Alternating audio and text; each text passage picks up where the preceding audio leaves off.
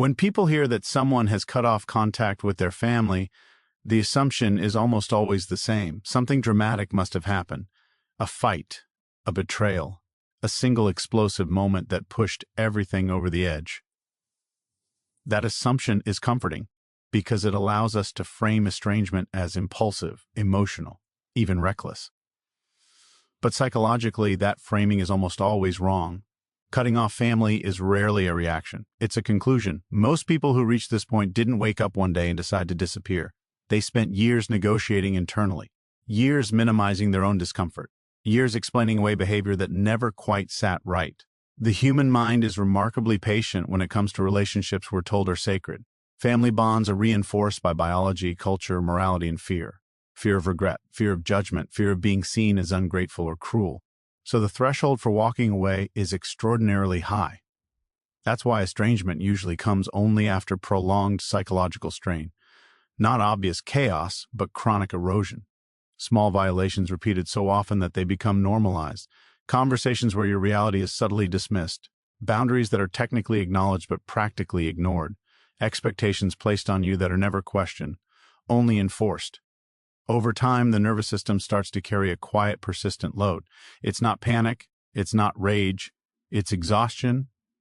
Psychologically, this is important. Acute trauma often produces immediate reactions. Chronic strain produces delayed decisions. The person doesn't leave because the pain spikes, they leave because the pain never stops.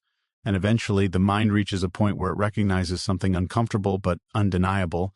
Staying requires more energy than leaving. This is where self-preservation enters the picture, not in a dramatic fight-or-flight sense, but in a deeply rational one. The brain is constantly calculating cost versus reward, even when we're not aware of it. When family interactions consistently produce anxiety, self-doubt, or emotional dysregulation, the brain starts to flag those interactions as threats, not moral threats, not physical threats, psychological ones. And the longer this continues, the clearer the signal becomes. People often misunderstand this stage. They think the person who cuts contact is giving up. In reality, they've already tried everything else: communication, compromise, silence, distance without severing, self-blame, emotional suppression. Hope. Hope is a big one. Hope that this time it will be different. Hope that insight will finally land. Hope that love will override patterns that have existed for decades by the time someone chooses complete separation. Hope has usually been exhausted, not abandoned. There's also a philosophical dimension here that doesn't get talked about enough. Humans are meaning-making creatures. We don't just endure pain, we try to justify it, especially pain that comes from people we're supposed to love. So we tell ourselves stories. They didn't mean it. That's just how they are. I'm being too sensitive. These stories allow us to stay connected without confronting the cost. But stories have a shelf life. Eventually, reality breaks through narrative, and when it does, the realization is often stark. Continuing this relationship requires me to fragment myself, to silence parts of my perception, to betray my own internal signals. At that point, the decision is no longer about them. It's about coherence, about whether you can live in alignment with what you know to be true. This is why estrangement often feels strangely calm when it finally happens. Outsiders expect grief, chaos, collapse. Sometimes that comes later. But initially, there's often clarity, not happiness, clarity. The removal of constant internal negotiation creates mental space that the person hasn't felt in years. The absence of contact doesn't create the pain. It reveals how much pain was already there. Understanding this reframes the entire phenomenon. Cutting off family isn't a rejection of love. It's a rejection of ongoing psychological harm. It's the moment when endurance stops being confused with virtue, when loyalty stops being confused with self-erasure, when the individual finally accepts a difficult truth. Some dynamics do not improve with patience, they intensify with tolerance. And this matters because it sets the foundation for everything else we're going to talk about. Emotional neglect, boundary violations, guilt conditioning, identity suppression. None of those function in isolation. They accumulate. They compound. They wear the psyche down slowly, quietly, until distance becomes the only remaining lever the individual can pull. So when you encounter someone who has cut off contact with their family, the most accurate question isn't what happened. It's how long did it take? because no one burns a bridge they were never allowed to rest on. Sometimes walking away isn't a loss of control. It's the first moment control is finally reclaimed. Once we understand that cutting off family contact is rarely impulsive and almost always the result of prolonged strain, the next layer becomes clearer, and this is the one most people struggle to accept. The deepest wounds in these situations often didn't come from what was done, but from what was missing. Not screaming, not violence, not chaos, absence. Emotional neglect is quieter than abuse, but psychologically, it can be just as destructive, sometimes more so. Human beings are wired for emotional attunement. From early childhood, the nervous system learns safety through responsiveness, being seen, mirrored, and emotionally acknowledged. When those signals are inconsistent or absent, the brain doesn't simply get over it, it adapts. And adaptation, in this context, often means suppressing needs, dulling emotional signals, and learning to survive without expecting support. On the outside, this can look like strength or independence. Internally, it often feels like chronic emptiness or self-doubt. This is why emotional neglect is so difficult to identify. There's no clear event to point to, no obvious villain, nothing dramatic enough to justify anger in the eyes of others. When someone says nothing terrible happened, I just never felt understood, it sounds vague, but psychologically that statement carries enormous weight. The absence of emotional validation teaches a person that their internal experiences are irrelevant or burdensome. Over time, they stop sharing, not because they don't feel, but because feeling seems pointless. Families rarely intend this kind of harm. In fact, emotional neglect often exists in households that appear functional, stable, even loving. Food on the table, education prioritized, basic needs met. But emotional needs are treated as optional, inconvenient, or excessive. The unspoken message becomes clear: achievement matters more than expression, obedience more than authenticity, harmony more than truth. The child learns to perform, not to connect. Psychologically, this creates a dangerous split. The person learns how to function while disconnecting from their inner world. They become competent but internally unanchored, and because neglect lacks visible damage, they're often told, directly or indirectly, that they have no right to feel hurt. That invalidation compounds the original wound. Not only were their needs unmet, but the pain of that absence is denied. As adults, these individuals often try to repair the bond. They communicate more clearly. They lower expectations. They rationalize. They adapt. But emotional neglect doesn't respond well to logic. You can't argue someone into attunement. You can't negotiate curiosity. And you can't force someone to recognize emotional depth if they've spent a lifetime avoiding it.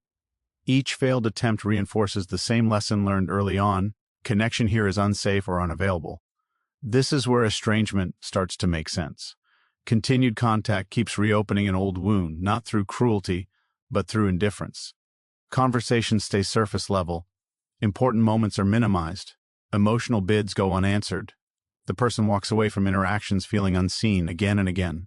Over time, the nervous system begins to associate family contact with depletion rather than support. That association is powerful. The brain doesn't care about intention, it cares about pattern. There's also a philosophical trap here. Society tends to equate love with presence. If someone shows up, provides, stays connected, we label that as care. But psychologically, presence without attunement can feel more isolating than absence. Being alone is painful. Being alone in the presence of others is destabilizing. It forces the individual to confront the gap between expectation and reality over and over again. This is why people who cut off emotionally neglectful families often describe relief mixed with grief. The grief isn't just about losing family. It's about losing the fantasy that the connecti on will ever become what they needed it to be. Distance ends the constant hope-disappointment cycle. It allows the person to stop reaching for something that never reliably reached back. And importantly, this decision is not rooted in resentment. It's rooted in regulation.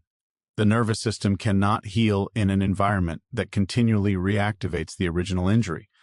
Just as a physical wound won't close if it's constantly touched, emotional wounds don't heal when they're repeatedly dismissed.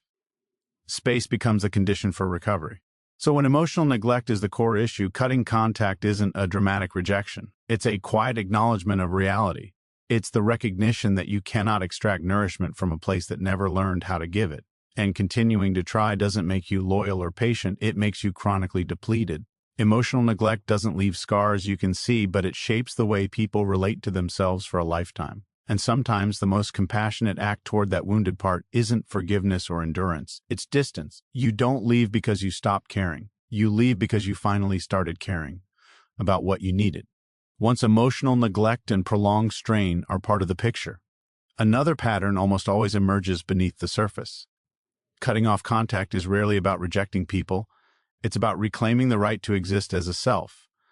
In many family systems, individuality isn't encouraged. It's tolerated only as long as it doesn't disrupt the structure. And when a person grows beyond the role assigned to them, friction becomes inevitable. Families operate on identity contracts, whether they admit it or not. From an early age, each member is subtly shaped into a function: the responsible one, the peacemaker, the achiever, the disappointment, the rebel. These roles help the system maintain stability. The problem arises when the role becomes more important than the person. Growth then feels like betrayal, not because the individual is doing something wrong, but because they're threatening the predictability of the system. Psychologically, this creates a bind. The individual feels internal movement, new values, boundaries, beliefs, or ambitions, but external pressure to remain familiar. When they speak differently, they're corrected. When they choose differently, they're questioned. When they evolve, they're accused of changing. Over time, self-expression becomes associated with conflict. Authenticity becomes expensive. This is where identity suppression quietly takes root. The person learns which parts of themselves are welcomed and which parts cause disruption. They edit their language. They shrink opinions. They avoid topics. They become fluent in self-censorship, not because they lack courage, but because they've learned the cost of honesty in that environment. Each compromise feels small, but cumulatively it erodes the sense of self, the philosophical dang. Or here is subtle but profound. When a person consistently suppresses internal truth to preserve external harmony, they begin to lose trust in their own perceptions. They start asking, am I wrong for wanting this? Am I overreacting? Should I be grateful instead of honest? The self becomes negotiable, and when the self is negotiable long enough, it becomes unstable. Families often frame this dynamic as concern. We just want what's best for you. You've changed. This isn't who you are. But psychologically, these statements function as corrective pressure. They imply that the individual's current self is a deviation that needs adjustment. The message isn't always hostile, but it is controlling. It suggests that belonging is conditional upon conformity. For many people who eventually cut contact, the breaking point isn't an argument. It's a realization. The realization that every interaction requires them to play a version of themselves that no longer exists, that being present means being edited, and that returning home feels less like connection and more like regression. This creates an internal conflict that can't be resolved through compromise. You can negotiate behavior, but you can't negotiate identity without psychological cost. The more someone tries to live in alignment with themselves while maintaining a system that resists that alignment, the more fractured they become. Anxiety increases, resentment grows, emotional fatigue sets in, not because the family is evil, but because the system is incompatible with the person they've become. Cutting off contact in this context is not an act of rebellion. It's an act of coherence. It's the moment when the individual chooses internal alignment over external approval. This decision often comes with grief, not just for the family, but for the years spent trying to be understood within a structure that couldn't adapt. There's also an important distinction to make here. Reclaiming identity doesn't require rejecting one's past or denying family influence. It simply requires the freedom to evolve without punishment. When that freedom isn't available, distance becomes the only space where the self can stabilize. People often accuse those who cut contact of being selfish. But psychologically, there is nothing more destabilizing than living in constant contradiction. A self that must be hidden to be loved eventually disappears. Estrangement, then, becomes less about separation and more about survival, about creating an environment where the individual no longer has to choose between belonging and being real. And here's the paradox. Many people who step away from family to reclaim their identity don't feel empowered at first. They feel uncertain.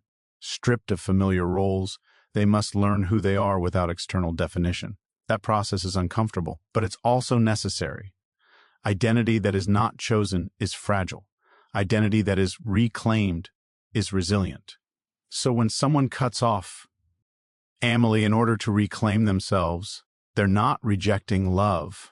They're rejecting a version of love that required self-erasure as the entry fee. You don't walk away to become someone else. You walk away so you can finally be who you are. Once identity is repeatedly constrained, another psychological mechanism quietly locks into place. The issue is no longer just who you're allowed to be, but how safe it feels to exist in proximity to the people who claim to love you. This is where chronic boundary violations reshape the brain itself, not metaphorically, neurologically. Boundaries are not preferences, they are regulatory signals. They tell the nervous system where the self ends and the other begins.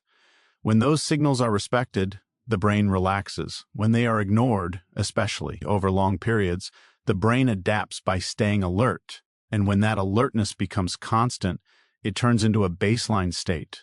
Most people imagine boundary violations as dramatic acts, screaming, intrusion, obvious control.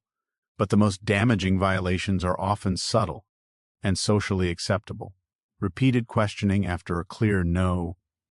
Emotional pressure disguised as concern. Private information shared without consent. Guilt used as leverage. Expectations imposed without negotiation. Each instance taken alone seems minor. Together, they form a pattern the brain cannot ignore. The nervous system learns through repetition, not explanation. It doesn't care how reasonable the justification sounds. If every interaction carries the risk of being overridden, interrogated, or emotionally cornered, the body begins to prepare in advance. Muscles tighten. Breathing shortens. Attention narrows. This is not psychological weakness, it's biological intelligence. Over time, the brain stops asking whether a boundary will be crossed and starts assuming that it will. This is when family contact begins to feel draining before it even happens. The person anticipates the violation. They rehearse explanations. They plan exits. They regulate themselves preemptively. What looks like emotional distance is often a learned defense against predictable intrusion. This is why people in these dynamics often struggle to articulate what feels wrong. There may be no single offense large enough to justify estrangement in the eyes of others. But the body knows. The body keeps score long before the mind is willing to confront the implications. Chronic stress doesn't announce itself as trauma. It presents as fatigue, irritability, numbness, or quiet dread. From a psychological standpoint, this is where family relationships can become conduit. Ion threats. The same mechanism that helps us avoid danger in the external world begins operating internally. The brain pairs certain people, topics, or environments with emotional destabilization. That pairing becomes automatic. Rational thought doesn't override it. Insight doesn't dissolve it. Because the association isn't logical, it's experiential. Philosophically, this creates a painful contradiction. We're told that family is supposed to feel safe, that discomfort is something to push through, that endurance equals love.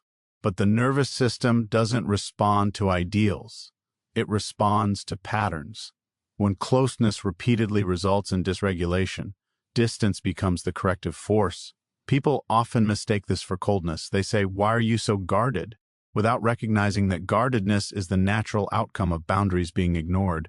Trust is not a moral decision, it's a physiological response. You don't choose to trust, your nervous system allows it when conditions are stable. When they aren't, vigilance replaces openness. At this stage, many people try compromise. They explain boundaries more clearly, they restate limits, they justify needs. But justification invites negotiation. And in families that don't respect boundaries, negotiation becomes a loophole. The more you explain, the more material you provide to be debated, minimized, or reframed. Eventually, the individual reaches a critical insight. Boundaries that require constant defense are not boundaries at all, they are wishes. And living in constant defense mode is unsustainable.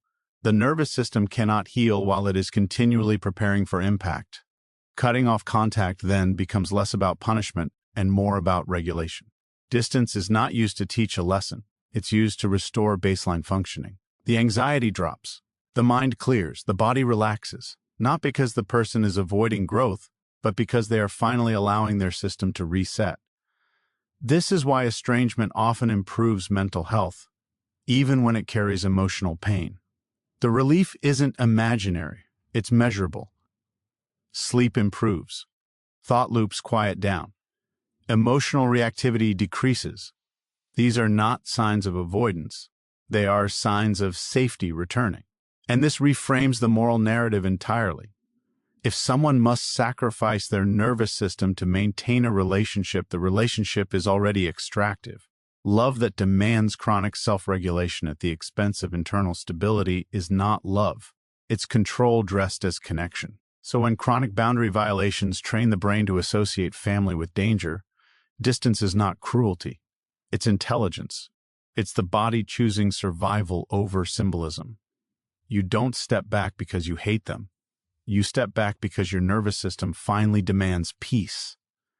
After boundaries are crossed often enough, and the nervous system learns to associate closeness with danger, another force steps in to keep the person tethered to the system: guilt. Not healthy remorse, not accountability, conditioned guilt. The kind that activates automatically even when the mind knows better. This is one of the most misunderstood psychological dynamics in family estrangement, and it's the reason so many people stay far longer than they should. Guilt is often treated as evidence. If you feel guilty, the assumption is that you've done something wrong. But psychologically, guilt is not a moral compass. It's a learned emotional response. And in many family systems, guilt is installed early as a method of regulation. It teaches the individual that prioritizing themselves will result in emotional consequences, disappointment, withdrawal, shame, or subtle punishment. This conditioning doesn't require overt manipulation. It can be delivered through sighs, silence, comparisons, or statements that seem loving on the surface. After everything we've done for you, family is all you have. We just worry about you. Each message reinforces the same equation: autonomy equals harm, independence equals betrayal, distance equals cruelty. Over time, the nervous system doesn't wait for these messages to be spoken. It generates guilt preemptively. The person considers setting a boundary and feels a knot in their stomach. They imagine saying no and feel like a bad person, not because they are one, but because guilt has been wired into their decision-making process. This is why guilt can persist even after someone cuts off contact. From the outside, people expect relief or confidence. Internally, there's often a storm. The mind understands the reasons. The body reacts as if a rule has been broken. That dissonance is not hypocrisy. It's conditioning colliding with reality. Philosophically, this is where many people get stuck. They confuse guilt with responsibility. They assume that feeling bad means they've violated a moral law. But guilt doesn't ask whether a choice is healthy. It asks whether it deviates from the rules you were taught. And in dysfunctional family systems, those rules often prioritize compliance over well-being. One of the clearest signs of conditioned guilt is this: the guilt doesn't decrease when you sacrifice yourself. It increases. The more you give, the more is expected. The more you explain, the more justification is demanded. This reveals something crucial. The guilt was never about repair. It was about control. Healthy guilt leads to resolution. It points to a repairable breach and fades once amends are made. Conditioned guilt has no endpoint. It demands perpetual self-compromise. It keeps the individual in a state of internal negotiation, always asking, "Am I allowed?"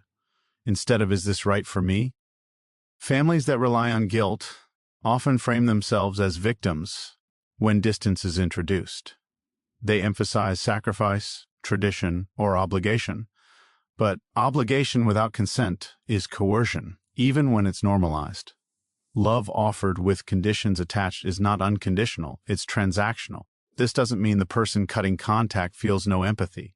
Often they feel too much. They understand the pain their absence may cause. They imagine the confusion, the narratives, the judgments, and that empathy becomes the final hook. But empathy without boundaries is self-destruction. Caring about others does not require abandoning yourself. Psychologically, breaking free from conditioned guilt is one of the hardest parts of estrangement. It requires re-educating the nervous system, learning that discomfort does not equal wrongdoing, that disapproval does not equal danger, that being misunderstood does not equal being immoral. This is slow work. It doesn't happen all at once, and it often feels lonely.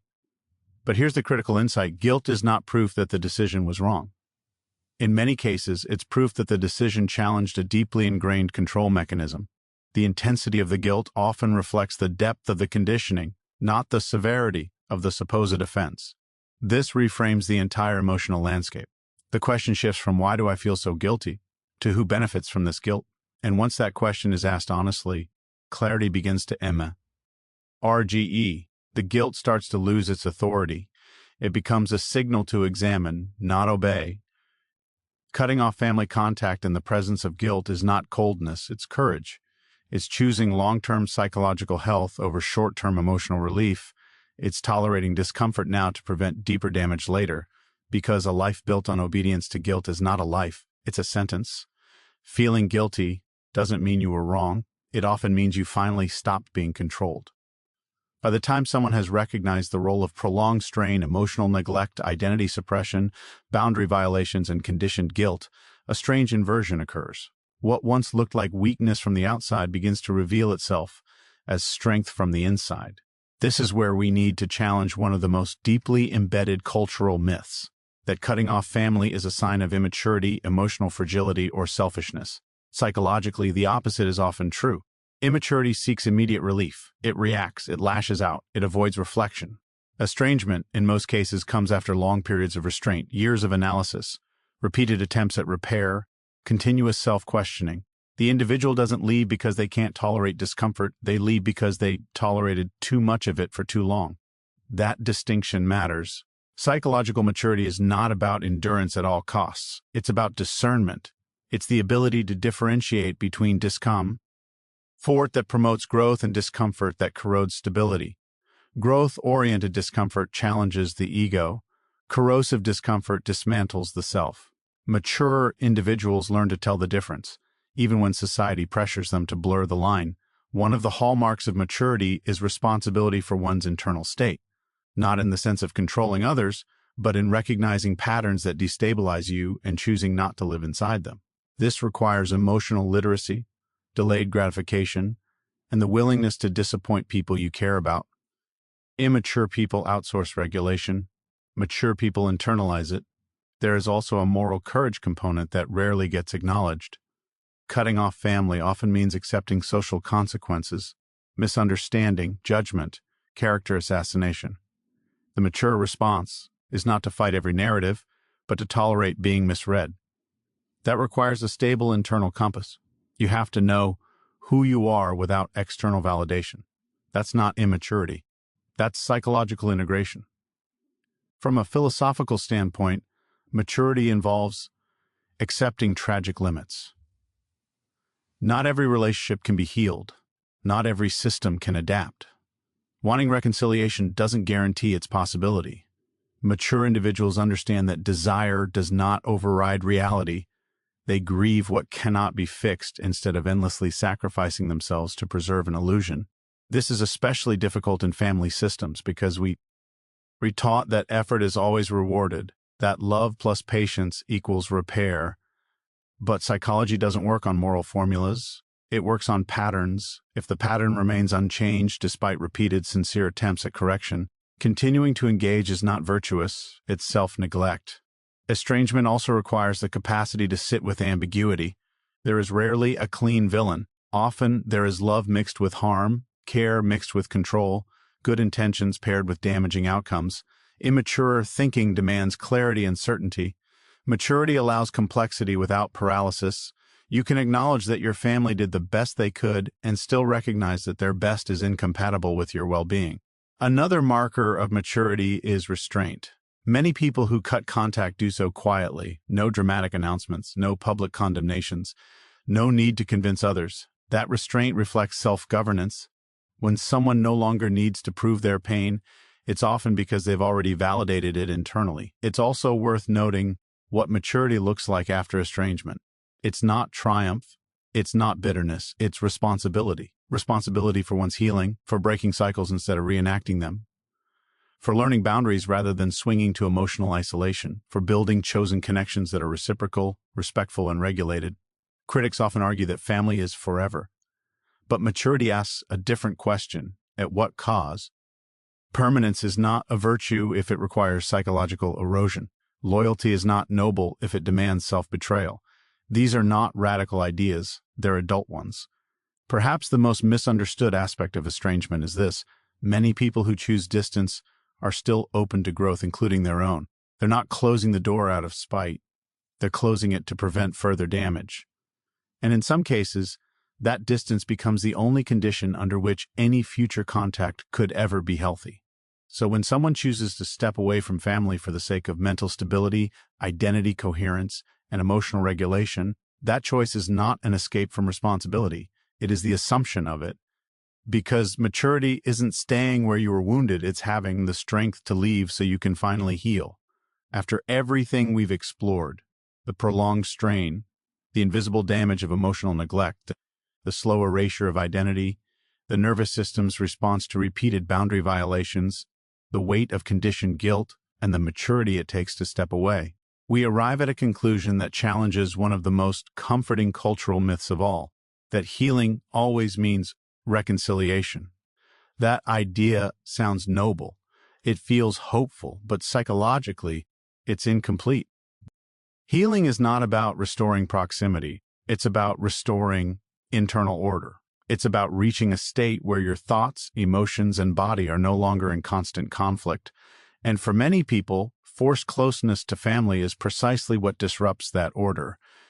Reconciliation may be one possible outcome of healing, but it is not the definition of it. This is where regulated distance becomes a misunderstood but essential concept.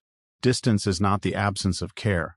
It is the presence of containment. It creates a psychological buffer that allows the nervous system to settle, the mind to clarify, and the self to stabilize.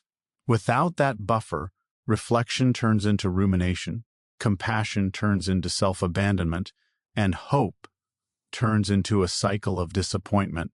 Many people believe that staying connected is what allows healing to occur, but in systems that have never respected boundaries, closeness doesn't create safety. It recreates the original injury. The same patterns reemerge. The same roles are enforced. The same emotional dynamics are activated. The person isn't healing, they're rehearsing the wound. Psychologically, healing requires repetition of safety, not repetition of harm. This is why therapists often emphasize environment over intention. You cannot think your way out of dysregulation if the environment keeps triggering it. Insight without regulation only deepens frustration. There's also a philosophical reckoning here. Reconciliation implies mutual recognition. It requires accountability, curiosity, and change on both sides. When those conditions are absent, reconciliation becomes symbolic rather than real. It looks good from the outside but collapses internally. The individual returns, not as themselves, but as a version designed to survive the system. Regulated distance allows for a different kind of growth. It shifts the focus inward. The individual learns to identify their needs without immediately suppressing them. They practice boundaries without constant pushback. They build relationships where respect is mutual, not negotiated. Over time, they develop something they never had before: self-trust. This self-trust is what determines whether reconnection is ever possible. Ironically, the only way some family relationships could become healthy is through distance, not to